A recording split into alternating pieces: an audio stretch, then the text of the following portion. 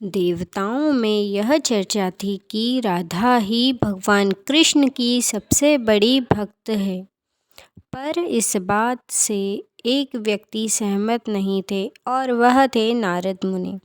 वह अपने भक्त आपको ही भगवान कृष्ण का सबसे बड़ा भक्त मानते थे, पर देवताओं में राधा रानी के विषय में चर्चा सुनकर उन्हें जलन महसूस होने लगी थी। नारद मुनि के स्वभाव से भगवान कृष्ण भी अच्छी तरह अवगत थे। एक दिन नारद मुनि कृष्ण भगवान से मिलने द्वारिका पहुँचे। उन्हें आता देख भगवान श्री कृष्ण अपना सिर पकड़कर बैठ गए। मुनिवर ने उन्हें देखते ही पूछा, क्या हुआ प्रभु, आप यूं सिर पकड़कर क्यों बैठे हैं?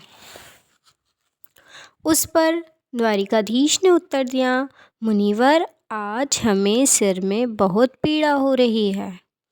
नारद बोले, तो प्रभु, इस पीड़ा को मिटाने का क्या कोई उपाय है?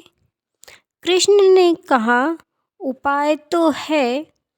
अगर मेरा सबसे बड़ा भक्त अपने चरण धोकर उसका चरण अमृत मुझे पिलाएगा तो मेरा सिर दर्द पल भर में ही ठीक हो जाएगा।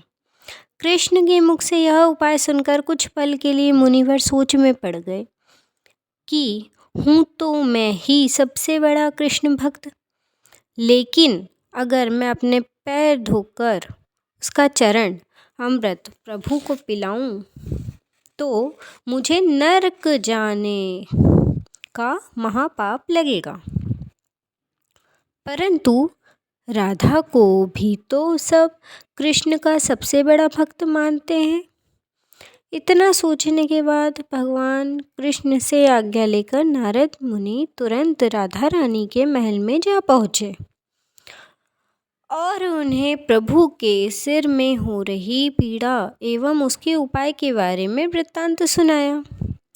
वह सुनकर राधा रानी ने एक क्षण का भी विलंब न करते हुए अपने चरण धोकर उसका अमृत एक कटोरी में नारद मुनि के हाथ में लाकर रख दिया और कहा, मुनिवर, मैं नहीं जानती कि मैं कृष्ण की कितनी बड़ी भक्त हूँ, पर मैं अपने ईश्वर आराध्य को पीड़ा में नहीं देख सकती।